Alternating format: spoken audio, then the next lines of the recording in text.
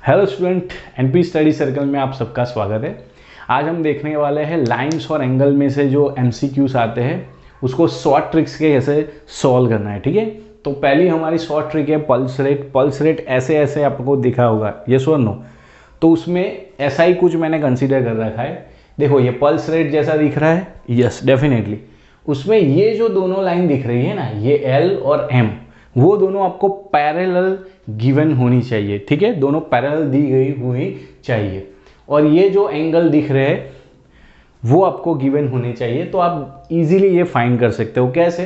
तो ये जो x और y दिए गए उसका एडिशन करना है और उसमें से आपको 180 क्या कर देना है, सब्ट्रैक्ट करना है। चलो उसके बेस ऊपर हम क्वेश्चन करते हैं। x हमें फाइंड करना है। ये जो दोनों दिख रहे हैं 110 और 130, उसका एडिशन आप करने जाओगे तो ये आ जाएगा 240। ये 240 में से आपको 180 सब्ट्रैक्ट कर देना है। ठीक है, तो 240 में से अगर आप 180 सब्ट्रैक्ट करते हो तो इसका 20 और 40 यानी कि 60 डिग्री। तो आपका आंसर क्या आ गया, 60 डिग्री। That's quite easy. और एक क्वेश्चन हम कंसीडर करते हैं। ठीक है, तो एक है 100 और एक 120। तो 100 plus 120 that will give you 220। ठीक है, वो 220 में से आपको 180 डिग्री सब्ट्रैक्ट करना है। तो इसका 20 और इसका 20 यानी कि ये हो जाएगा 40। तो आंसर आपका हो जाएगा 40 डिग्री। ये वाला क्वेश्चन करते हैं।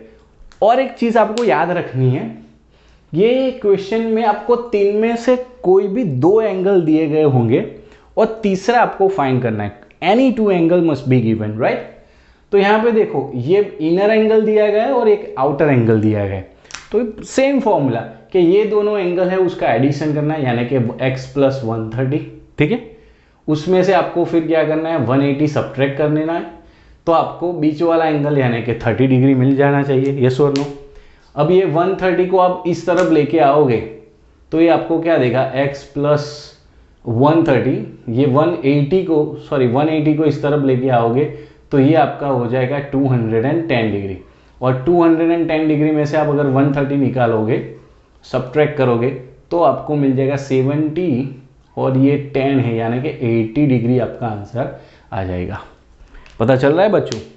सेकंड जो हमारा क्वेश्चन है जिसके बेस्ड कोई एमसीक्यू अगर आपको पूछे जाने वाला है तो उसमें क्या होगा, एम वाला शेप होगा या तो फिर डब्ल्यू वाला, ये कुछ सिग्मा वाला ऐसा कुछ शेप आपको दिख रहा है।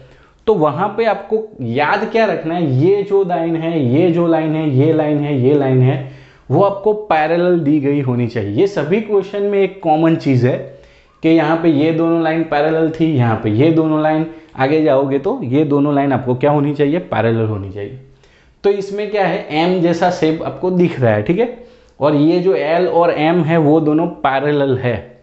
तो ये जो इनर एंगल दिख रहे हैं ना आपको एक्स और वाई, तो अगर ये एम में जो आउटर वाला जो यहाँ पे एंगल दिख रहा है वो होना चाहिए उन दोनों का एडिशन। ठीक है, और अगर आपको z फाइंड करना है तो कैसे फाइंड करोगे, ये जो इनर में जो ये तीन एंगल दिख रहे हैं उसका एडिशन 360 हो जाएगा। ये फॉर्मूला आपको याद रखनी है। तो चलो क्वेश्चन करते हैं। तो देखो यहाँ पे आप देखने जाओ तो ये और ये m जैसा शेप बना। ठीक है, तो x आपको फाइंड करना है तो आपका x क्या हो जाएगा, 65 और 40 डिग्री का एडिशन, यानी कि अगर आप फाइंड करने जाओगे तो ये 105 हो जाएगा। सॉरी, ये हो जाएगा आपका 105। ठीक है ना, दैट इज क्वाइट इजी। इसकी बात कर दो तो 68 प्लस 52 करोगे तो ये आउटर एंगल मिलेगा। बट हमें आउटर एंगल नहीं चाहिए, अंदर वाला एंगल चाहिए। और अंदर वाला एंगल चाहिए तो देखो x plus y plus z, यानी कि अंदर वाले तीन एंगल का एडिशन 360 होता है। तो यहाँ पे देख लो 68 plus 52 plus Z that will give you 360 degree. ठीक है, तो z आपको कैसे मिल जाएगा, इन दोनों का आप एडिशन करने जाओ तो क्या मिलता है, 6 प्लस 5 यानी कि 11 यानी कि 110 और दूसरा 10 हो जाएगा यानी कि 120। तो 360 में से 120 आपको सब्ट्रैक्ट करना है तो ये आपका हो जाएगा 240। आंसर आपका क्या हो जाएगा, 240 डिग्री, राइट। चलो सेम ये वाला भी क्वेश्चन है, थोड़ा अलग है।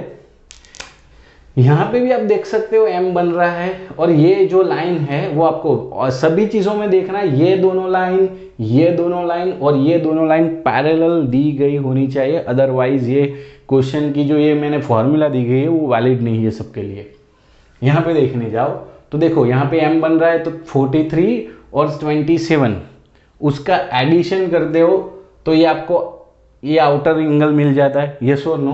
तो ये जो आउटर एंगल है उसको मैं अज्यूम कर लेता हूं x, तो आप देख सकते हो x कैसे मिल जाएगा, 43 प्लस 27 डिग्री यानी कि 70 डिग्री। बट हमें वो नहीं चाहिए था, आप देख सकते हो अंदर जो m है वो चाहिए, बट आप देख सकते हो x और m लीनियर पेयर है ना, लीनियर पेयर बनाते हैं, तो x plus m that is 180 degree और x की वैल्यू तो 70 डिग्री है, ठीक है। तो m की वैल्यू आपकी हो जाएगी 110 degree, that is quite easy, right. अब हमारा जो लास्ट है वो है शार्पन पेंसिल। तो शार्पन पेंसिल में कैसा, ये देखो आपको पेंसिल शार्पन की गई हो ऐसा कुछ आपको शेप दिख रहा है, तो याद रख लो कि उसमें जो अंदर जो 3 एंगल बनते हैं अगेन उसका एडिशन होना चाहिए 360 डिग्री, गॉट इट। कुछ क्वेश्चन में ये आउटर दोनों या यहाँ पे या तो फिर यहाँ पे एक ऐसे किया हुआ, तो उसका अगर आपको आंसर फाइंड करना है तो ये जो एंगल मिल गया है वो तो इसके साथ लीनियर पेयर बनाता है, तो लीनियर पेयर से हम उसको सॉल्व कर सकते हैं। बट इसके लिए तो ये 3 का एडिशन हो जाएगा 360 डिग्री। तो यहाँ पे देखने जाओ तो अगर मुझे ये एंगल मिल गया तो मैं आप x इजीली फाइंड कर सकता हूँ। एक्चुअली फाइंड तो मुझे x करना है, बट x फाइंड करने के लिए अगर मुझे ये इसको मैं मान लेता हूँ z, तो z मिल गया तो हमें पता है कि z और x तो लीनियर पेयर बना दे, तो अगर z मिल गया तो x तो मिल ही जाने वाला है, ठीक है ना।